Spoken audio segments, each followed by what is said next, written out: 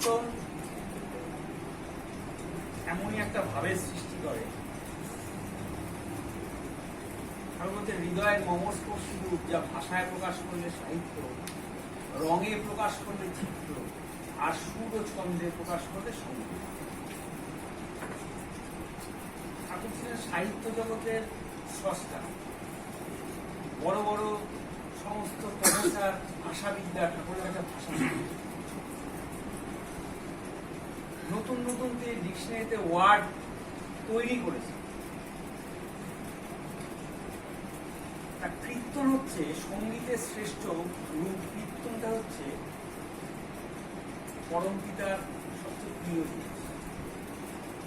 মহাপ্রভু এই কীর্তনের স্রষ্টা। ঠাকুর যখন কীর্তন করতেন, সেই প্রত্যন্ত গ্রামে, যে গ্রামে ভালো মানুষ খুঁজে পাওয়া দূরবীন দিয়ে ঘুরত, এবং সেই গ্রামে যদি দেখা যেত যে ক্রিমিনাল রেকর্ড এশিয়ার মধ্যে নাম করা যায়, পাবনা, হিমায়ত, সেইখানে সেই ধরনের মানুষগুলো ঠাকুর ডাক্তারি করতেন। ঠাকুরে একমাত্র আছেন যিনি নন ম্যাট্রিকে ডাক্তার করতেন, এবং ডাক্তারি করতে করতে তিনি দেখলেন যে সমাজে মানুষকে সুস্থ করা যাচ্ছে না ডাক্তারি। তাহলে মানুষ, তার মধ্যেও রাহাজানি হচ্ছে, রেপ হচ্ছে, খুন হচ্ছে, হিংসা হচ্ছে। তাহলে রোগটা আসল সেখানে নয়। এই রোগটা কি? তার জন্য তিনি স্পিরিচুয়াল ওয়ার্ল্ডে আসেন। দীক্ষা নেওয়ার উদ্দেশ্য জানান। দীক্ষা নেওয়ার উদ্দেশ্যটা কি জানেন? দীক্ষা নেওয়ার উদ্দেশ্য, শ্রীকৃষ্ণ বলছেন অর্জুনকে যে তোমার আমার জন্ম বহু জন্মের অতীত, তুমি জানো না আমি জানি। অর্থাৎ ঠাকুর জানাতে আসে যে তোমার আমার মধ্যে কোনো ফারাক নেই, তুমি যে ভগবান সেটা জানানোর জন্যই দীক্ষা। অর্থাৎ ভগবান যা পারে আমরা তাই।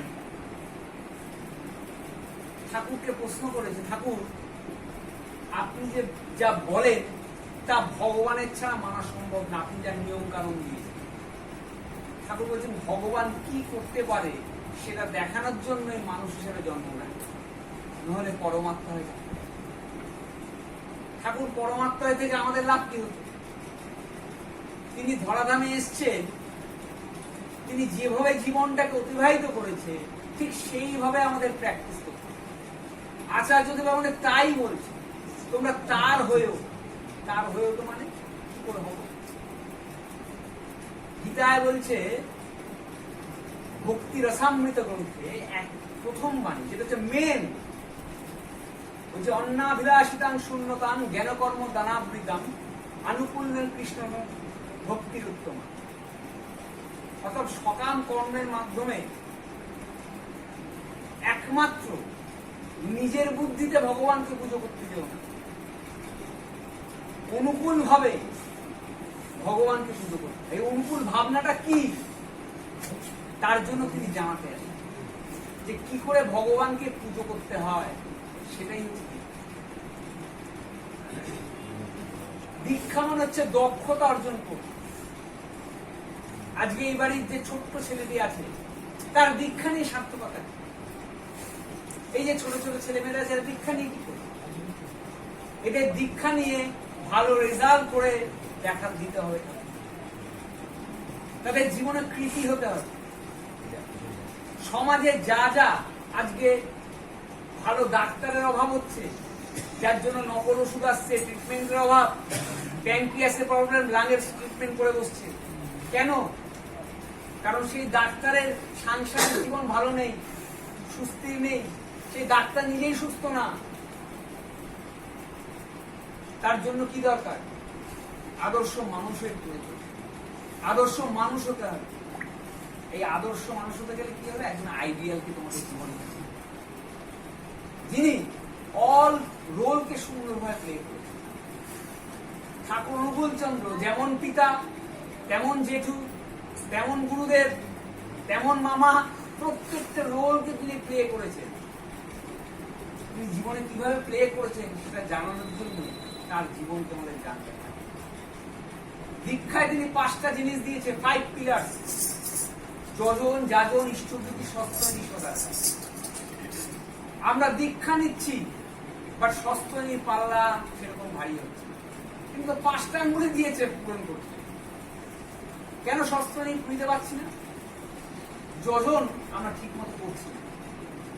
যজন মানে নাম, ধ্যান, আত্মবিশ্লেষণ, আত্মনিয়ন্ত্রণ, শ্রদ্ধায়, প্রায়শ্চিত্ত।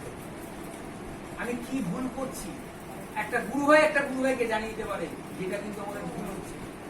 আমাদের আত্মসংশোধন করতে হবে কি ভুল হচ্ছে।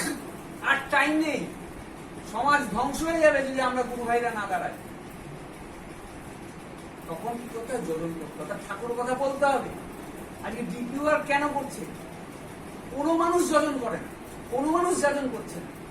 তার জন্য কোনো একটা ওয়ার্কের মাধ্যম দিয়ে যজনটা ফুটে বেরিয়ে আসে মানুষের মধ্যে দিয়ে। আর ইষ্টবিধি ভাবছে ঠাকুরকে চাঁদা দিচ্ছে। ঠাকুর যে বীজ গ্রহণ করে, কত লাখ লাখ পাপির টাকা আমাদের হাত দিয়ে বহন হচ্ছে, কত প্রদোষ আমাদের লাগছে। মা যেমন সন্তানকে খাওয়াতে গেলে যেমন দুধ মুখে নিয়ে নেয় নিজের আগে, যেন বিষটাকে নিজে গ্রহণ করে, সেই ইষ্টবিধি তাই। পুরুষোত্তম ছাড়া ইষ্টবিধি গ্রহণ করার ক্ষমতা নেই। সেটাও আমরা ঠিক আবেগ ঘুরে করতে পারছি। আমার এক বন্ধু বলে, দেখ আমি যা ঠাকুরকে ভালোবাসি এরম ভালোবাসা কেউ বাসে না, কারণ তাই নেই। তাহলে একটা বাণী আমায় একটু ব্যাখ্যা করে দিত ভাই। তা বাণীটাকে আমি দিলাম, এবার এই বাণীটা আমায় বুঝি। ভালোবাসিস অনেক বলিস, নির্দেশ মেনে চলিস না, ঠিক জিনিস তুই প্রিয় তুই, স্বার্থ ছাড়া মানুষ। আরে স্বার্থ, ঠাকুর বলছেন স্বার্থপর ভালো জিনিস। আমরা স্বার্থপরটা খারাপ জানি। ঠাকুর অনুকূল চন্দ্রকে না ধরলে এই ওয়ার্ড অফ মিনিং কেউ জানতে পারবে না, মানুষ ভুল পথে পরিচালিত হবে। স্বার্থপর মানে যিনি পরের স্বার্থকে নিজের স্বার্থ মনে করেন, তিনি হচ্ছেন স্বার্থপর। অর্থাৎ ঠাকুর বলছেন যে পরের স্বার্থকে নিজের স্বার্থ কম মনে করে সে হচ্ছে বোকা। ঠাকুর বলছে অন্য বাঁচায় নিজে থাকে ধর্ম। ঠাকুর বাঁচাটা আমাদের অন্যের হাতে কেন? পারিপার্শ্বিক মানুষের হাতে আমাদের বাঁচাটা কেন? বলছে আমি যখন আমার মায়ের গর্ভে ছিলাম, আমার মাকে যে দুধ সাপ্লাই করেছে আমার তার জন্য আমি বেঁচে আছি। যে কৃষক চালনা চাষ করলে তো আমি খেতে পারবো না, অর্থাৎ আমার বাঁচাটা পারিপার্শ্বিকের জন্য। পারিপার্শ্বিক বাঁচলে না বাঁচলে আমরা বাঁচতে পারবো না। অথচ আমাদের বোধটাই যাচ্ছে না যে পারিপার্শ্বিককে আমাদের বাঁচিয়ে তুলতে হবে, তার সাথে যোগযুক্ত করিয়ে দিতে হবে যে কোনো কেন প্রকার, যে কোনো কেন। আর সস্তনী কেন নেব? সস্তনী আমি বাঁচবো, আমায় বাঁচতে হবে। একটা বাচ্চা যখন জন্মগ্রহণ করে, নিউমোনিয়ার ভ্যাকসিন, জন্ডিসের ভ্যাকসিন, এই ভ্যাকসিন, কত রকম ভ্যাকসিন, কেন? ভবিষ্যতে যাতে ওর কোনো রোগ ডিপোজিট না। আমরা শরীরের খাদ্য দিই কার্বোহাইড্রেট, প্রোটিন, ফ্যাট, ভিটামিন, জল, মিনারেলস, মনের খাদ্য দিই না, ফলে মন শুকিয়ে যাচ্ছে। আর ঠাকুর বলছে মনটা দুষ্ট হলেই জানিস রোগের আকার হয়, ওইটিকে যদি এড়িয়ে চলিস করবি ব্যাধি। ব্যাধিটাকে জয় করবো কি? ব্যাধি তো প্রবৃত্তি, আর এই প্রবৃত্তিতে আসে আমাদের খাদ্য থেকে। অর্থাৎ যে খাদ্য যেভাবে তৈরি হবে, দেখবে এখনকার বাচ্চারা খুব চঞ্চল। কেন? এই যে রাস্তার ফুড খাওয়াবে, জাঙ্ক ফুড খাওয়াবে, জাঙ্ক ফুড তাড়াতাড়ি তৈরি করে সে ভাব তার মধ্যে ট্রান্সফার হয়ে যাচ্ছে, ফলে সে বাচ্চাও চঞ্চল ট্যাগেল করতে পারছে না। যেভাবে আচার্যদের নির্দেশ দিচ্ছে ঠাকুরকে চলার, ঠাকুরের যে বিধিরীতিগুলো, আমি তার হব কি করি তার সম্বন্ধে যদি না জানি। ঠাকুর কিভাবে চলতেন, ঠাকুর জীবনে কতজনের হাতে 24 থেকে 25টা চর খেয়ে, কেরম চর খেয়েছে? ঠাকুর বলছে একজনকে যে হেমকাকা সুপ্রভাত, হেমকাকা তাকে চর মেরেছে। ঠাকুর যেই চর মেরে বাড়িতে ভাবতে ভাবতে বাড়িতে যাচ্ছে, ঠাকুরের মা দেখছে যে ঠাকুরের ড্রেস টুকরা হয়ে গেছে, ঠাকুরের মা আবার চর মেরে বলছে তোর এই ড্রেস টুকরা হলো কি করে? তোরা কি করবো? হেমকাকা আমার চর মারিয়েছে। বলে তোরা হেমকাকে এমনি চর মারি? বলে আমি বুঝলাম না। আমি বললাম হেমকাকা সুপ্রভাত, হেমকাকা আমার চর মারি। ঠাকুর কিন্তু কেউ যদি আমাকে বাজে বিহেভিয়ার করে বা বাজে আঘাত করে, ঠাকুর কিন্তু আমাকে কখনোই পাল্টা হিংসার পথ দেখেনি। ঠাকুর কি রেখেছে? ঠাকুর দেখেছে যে এই মানুষটার দুঃখের কারণ কি, কেন এই মানুষটা এই রকম অপ্রীতিকর ব্যবহার করছে। ঠাকুর এই কারণটাকে খুঁজলেন। অর্থাৎ কোনো মানুষ যদি খারাপ ব্যবহার করে, কোনো মানুষ, ঠাকুর বলছেন তুই আমার মানুষ বুঝবি কি করে, তুই যে আমার মানুষ তাহলে বুঝবি কি করে তুই আমার মানুষ। ঠাকুরটা সহজ পথ দিয়েছে, বলছে মানুষ তোর সাথে খারাপ ব্যবহার করলেও তুই তার সাথে খারাপ ব্যবহার করবি, যদি করতে পারিস এরকম তাহলে তুই বুঝবি আমার। তাহলে এটা আমাদের কি করা দরকার, আমাদের প্রত্যেকের প্র্যাকটিস করা দরকার, যে কেউ যদি আমার সাথে খারাপ ব্যবহার করে, ঠাকুরের বলে জানি এটা কঠিন কিন্তু তুই পারবি, এত বর্ষার তো তার আমাদের। তাই তার জন্য সস্তায়নীটা আমাদের খুব জরুরি। সস্তায়নী এখন যদি মাছ মাংস খাচ্ছে মানুষ, মাছ মাংসের মধ্যে প্লাস্টিক পাওয়া যাচ্ছে, কি আছে তার মধ্যে, এই বাচ্চাদের এগুলো খাওয়াবেন না, জীবনে কোনো ভ্যাকসিনে কাজ হবে না, তাদের ডাইজেস্টিং সিস্টেম শেষ হয়ে যাবে আর তারা জীবনে ভালো থাকতে পারবে না। তাই প্রথমে সস্তায়নীটা নেওয়া দরকার আছে আমাদের প্রত্যেকে। আর ঠাকুরের যে 5 পিলার, এটা দাদাদের থেকে ভালো করে জেনে আপনারা ভালো করে জীবনে চরিত্রায়িত করুন, তাহলেই আমরা ঠাকুরের অনুষ্ঠিত পারবো। আর আসলে ইচ্ছাটা আমার